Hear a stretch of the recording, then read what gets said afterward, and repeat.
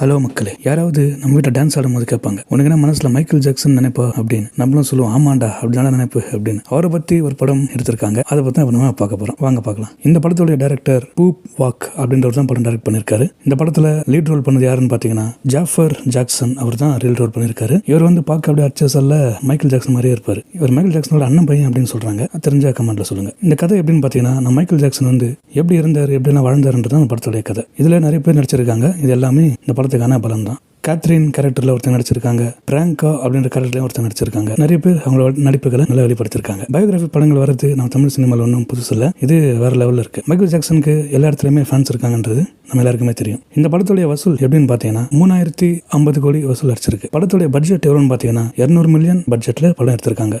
அப்புறமா படத்தில் நடிச்ச எல்லாருமே நடிச்சாலும் சொல்ல முடியாது, உண்மையிலேயே அந்த கேரக்டராகவே வளர்ந்துருக்காங்க. இந்த படம் அதர் கண்ட்ரீஸ்ல மட்டும் இல்ல, நம்ம இந்தியாலையும் நல்ல வரவேற்பு பெற்று ஓடிக்கிட்டு இருக்கு. 2026 நிறைய பிளாக் பாஸ்டர் பிலிம்ஸ் வந்துகிட்டு இருக்கு. அதன் வரிசையில் இந்த படமும் ஒரு பிளாக் பாஸ்டர் பிலிமா இருக்கு. மைக்கேல் ஜாக்சன் அவரை பத்தி சொல்லணும் அப்படின்னு பாத்தீங்கன்னா 1959 பிறந்திருக்காரு. இவர் 5 வயசுலயே கலை பயணத்தை தொடங்கியிருக்காரு. 70-80களில் ரொம்ப பீக்ல இருந்திருக்காரு. அதுல மட்டும் இல்ல 2000 ஒரு பீக்ல இருந்திருக்காரு. அவர் செய்யாத சாதனைகளே கிடையாது. இவர் மூன் வாக் அப்படின்ற ஒரு ஸ்டெப்பை அவர் தான் கொண்டு வந்தார். இவர் டான்ஸ் மட்டும் தான் ஆடுவாரான்னு பாத்தீங்கன்னா இல்ல, சாங்கும் பாடிருக்காரு, மியூசிக்கும் பண்ணிருக்காரு. இவர் எல்லாருமே கிங் ஆஃப் பாப் அப்படின்னு கூப்பிடுவாங்க. இவர் ஒரு பாப் சிங்கரும் கூட. இன்னைக்கு நம்ம பாராட்டுற பிரபுதேவா மாஸ்டர், சாண்டி மாஸ்டர் எல்லாருமே இவரை இன்ஸ்பிரேஷனா வச்சிருக்காங்க. மியூசிக் ஏஆர் ரஹ்மான் அப்படின்னா டான்ஸுக்கு மைக்கேல் ஜாக்சன் தான். நிறைய பேர் சொல்லுவாங்க, நான் தென்னிந்திய மைக்கேல் ஜாக்சன், நான் அப்படி அப்படின்னு. பட் உண்மையிலே மைக்கேல் ஜாக்சன் சார் வேற லெவல் தான். இவர் சில டிசீஸ்னால பாதிக்கப்பட்டாரு. அதனால இவருடைய கலர் எல்லாம் சேஞ்சஸ் ஆகி நிறைய வாய்ப்புகள் கம்மியாக பர்சனலாவும் நிறைய துரோகங்களை சந்திச்சாரு. இவர் ட்ரக் அடிக்டாவும் ஆனாரு. கடந்த 2009 ஆண்டு ஜூன் 25 இவர் நம்மளை விட்டு போயிட்டாரு. மைக்கேல் ஜாக்சன் நம்மளை விட்டு போனாலுமே அவருடைய புகழ் என்னைக்குமே